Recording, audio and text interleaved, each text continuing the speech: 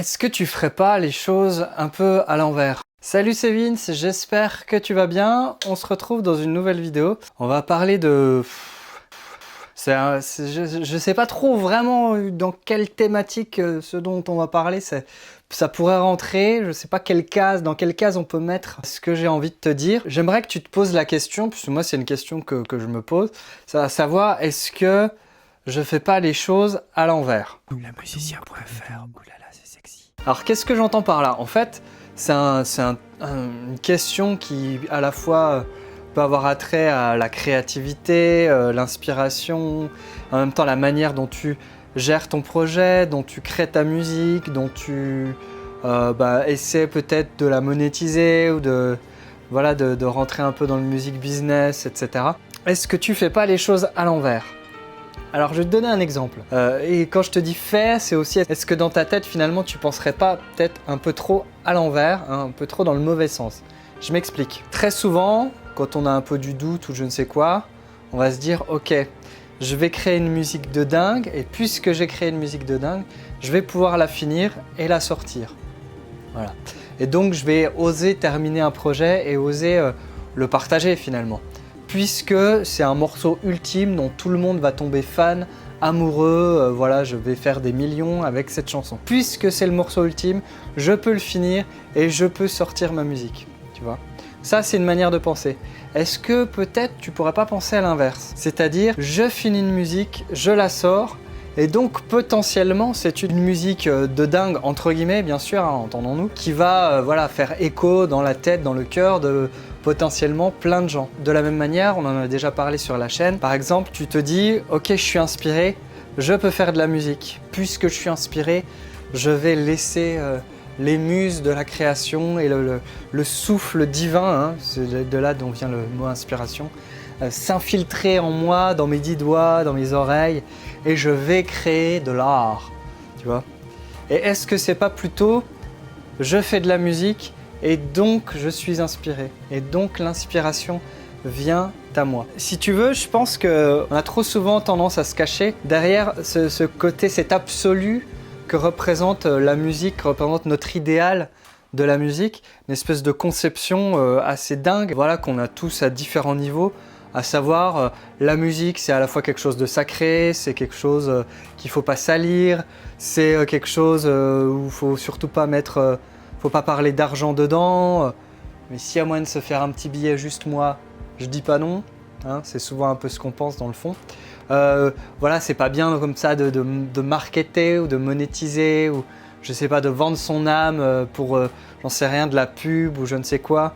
De la même manière, les gens qui connaissent vraiment pas le fonctionnement du monde de la musique, pour eux, si tu leur dis que tu es musicien, mais qui t'ont jamais entendu à la télé, à la radio ou vu à la télé, pour eux c'est pas possible, c'est pas dans le champ des possibles. Ça peut pas être, c'est pas un vrai métier, le fameux fais un vrai métier, trouve-toi un vrai boulot, tout ça.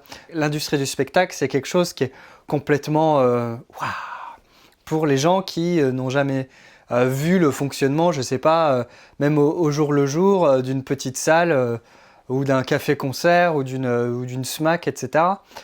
Ça reste exceptionnel et en même temps, ça paraît impensable que des groupes qui tournent localement ou juste au niveau national, mais sur des petites scènes, puissent vivre de leur projet, tout ça.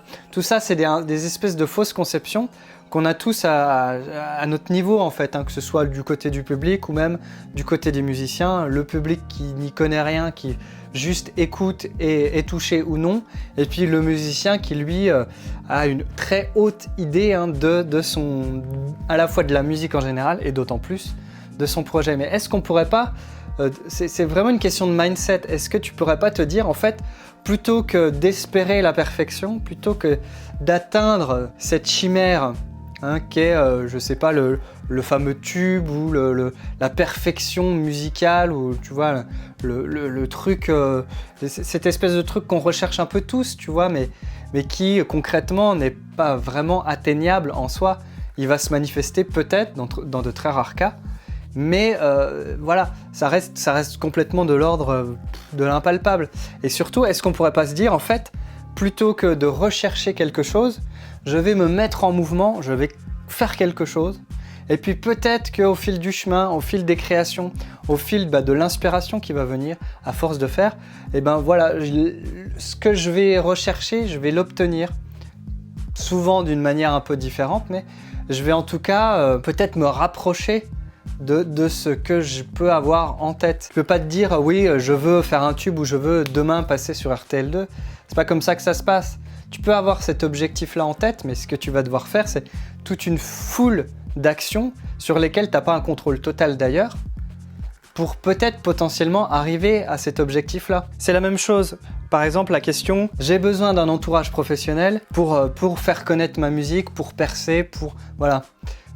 Est-ce que tu pourrais pas te dire plutôt l'inverse? C'est-à-dire, je fais connaître ma musique par moi-même dans mon coin, puis je vais m'entourer de professionnels. Puisque si tu arrives à créer ça, et ça c'est une des grandes chimères de nos jours, faut oublier le côté producteur gros cigare, c'est fini. C'est fini, il n'y a pas un label qui va te signer si tu n'as pas déjà une fanbase au niveau local, si tu n'as pas déjà des chiffres à leur montrer. Tu vois, et pas des faux likes ou des fausses vues sur YouTube. Encore que peut-être ça peut schémar, je sais pas trop, faudrait tester d'ailleurs, ce serait rigolo.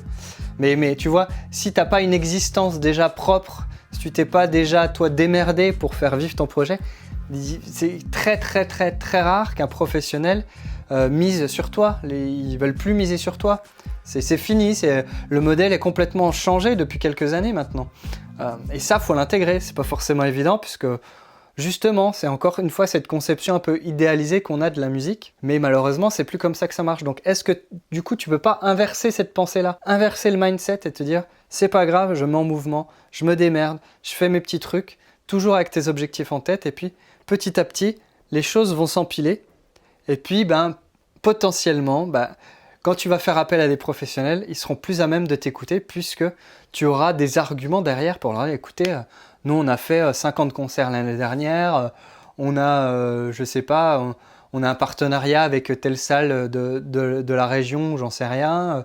Voilà, tu te fais connaître comme ça, tu copines, tu fais ton réseau, quoi. Enfin, tu fais tout ce que finalement un entourage professionnel va t'aider à faire et va faire certainement mieux et avec beaucoup plus de puissance. Mais tu dois le faire toi. De la même manière, tu vas te dire j'ai besoin d'une fanbase pour faire vivre ma musique. Tu vois, j'ai besoin de fans, de gens qui me connaissent, de gens qui sont prêts à investir, à acheter ma musique, tout ça, pour faire vivre ma musique. Mais est-ce que tu peux pas te dire plutôt je vais sortir ma musique pour la créer, cette fanbase? Parce que si tu fais rien, elle peut pas arriver en fait.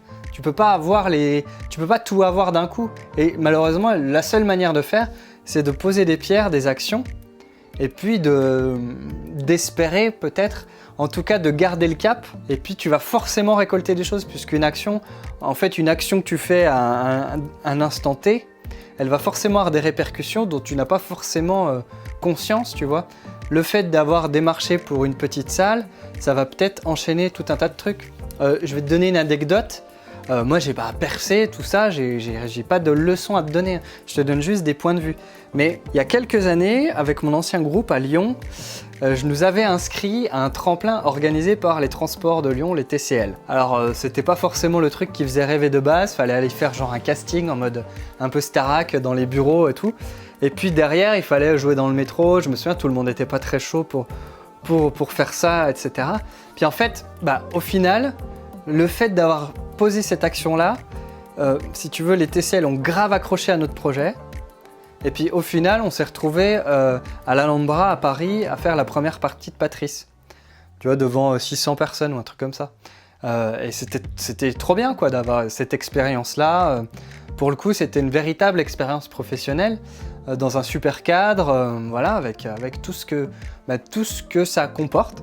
Et ce truc-là ne serait jamais arrivé si on n'avait pas posé une ou deux petites pierres bien avant, genre un an avant, ou je sais plus, 8 mois avant, je sais plus trop comment ça s'était goupillé. Mais voilà, si on n'avait pas posé comme ça des pierres. Donc, essaie en fait de renverser ce mindset, de sortir du côté... c'est bien de rêver, tu vois, mais faut, à un moment, je suis désolé, il faut se sortir les doigts, quoi. On n'a rien sans rien, il faut passer à l'action. Et du coup, essaie de renverser le truc, de dire plutôt que d'espérer un truc inatteignable pour atteindre tes objectifs, hein, de fantasmer finalement un objectif hyper loin, ben, déjà qu'est-ce que tu peux faire demain pour te rapprocher de cet objectif? Est-ce que tu peux faire au quotidien? Ça va passer par, bah ouais, peut-être oser sortir ce morceau sur ton Bandcamp ou je sais pas quoi, oser partager des vidéos de répète de ton groupe sur ta page Facebook, oser appeler ce mec que tu as croisé à un concert pour te dire, bah tiens, on pourra peut-être faire un coplateau, nos deux groupes ensemble. Ça va être peut-être, j'en sais rien, tu vois, tout dépend de ce que tu veux. Mais si tu sais à peu près ce que tu veux, bah à un moment, renverse le mindset, renverse cette idée, et puis passe tout de suite à l'action, quoi. Fais quelque chose, juste dans ce sens, tu vois. Et si je te le dis à toi, c'est pour me convaincre moi-même, tu vois. C'est pas... encore une fois, peut-être ça donne un côté donneur de leçons, mais c'est pas du tout le cas, quoi. C'est vraiment juste pour que, voilà, toi aussi tu te motives, moi aussi je me motive en le disant, tu vois, et ça me motive rien que de le dire, et j'ai envie, tu vois, d'atteindre mes objectifs, justement, et de poser des pierres comme ça. Et je sais que personnellement, du coup, pour développer ma chaîne, faire cette vidéo-là, c'est un pas de plus qui m'aide à développer l'ambition que je peux avoir pour ma chaîne YouTube, tu vois. Donc c'est ça, essaie de renverser ça, arrête de penser à l'envers, garde si tu veux ta vision, donc tes rêves et tout, mais essaie de matérialiser concrètement au quotidien ce que tu peux faire pour ton projet. Bon, j'espère que je suis pas trop parti en vrille. C'est pas évident comme concept, mais c'est, je pense, vachement important de parler de ce genre de questions parce qu'on se retrouve très souvent finalement à boire des canettes sur un canapé et puis à refaire le monde et à s'imaginer sur une grande scène ou je ne sais pas quoi, ou à compter ses royalties de la SACEM, mais malheureusement... à un moment, il faut sortir un peu du rêve et puis passer à l'acte, quoi. Et puis paver comme ça petit à petit son chemin de toutes petites actions qui, cumulées, elles vont se transformer en autoroute et derrière, tu vas aller tout droit. Et je suis sûr que tu as des exemples en tête de groupes plus ou moins connus, de projets plus ou moins connus, que tu as très certainement vu se développer autour de toi, que ce soit à un niveau... local, peut-être des groupes concurrents, tout ça. Moi, j'ai plusieurs idées en tête, des gens avec qui j'ai partagé des scènes dans des cafés miteux et qui maintenant, ils passent à la radio. C'est des gars qui n'ont pas lâché et qui ont fait les choses, tu vois. Donc, essaie de garder ça en tête, essaie de garder une vision, mais en même temps, de passer à l'action, de renverser ton état d'esprit pour être vraiment dans le faire plutôt que dans l'éternelle pensée et dans la nébuleuse, comme ça. Voilà, si cette vidéo t'a été utile, n'hésite pas à laisser le pouce en l'air. Je serais très curieux de savoir en commentaire ce que tu penses de ce concept-là et puis toi, ce que ça t'inspire pour ton propre projet. Est-ce que toi, tu es dans cette démarche de faire ou est-ce que tu es plus... voilà, ça demande un moment d'être un peu honnête aussi vis-à-vis de soi et puis de se regarder dans la glace et puis de se dire, bon les gars, là, voilà, à un moment, il faut qu'on y aille, quoi. Ou alors, juste on s'amuse et puis c'est bien aussi, tu vois, mais voilà, il faut arriver à trouver cet équilibre-là. Et voilà, je te dis juste à la prochaine, passe à l'action, fais ce que tu as à faire et surtout fais plein de musique. Ciao!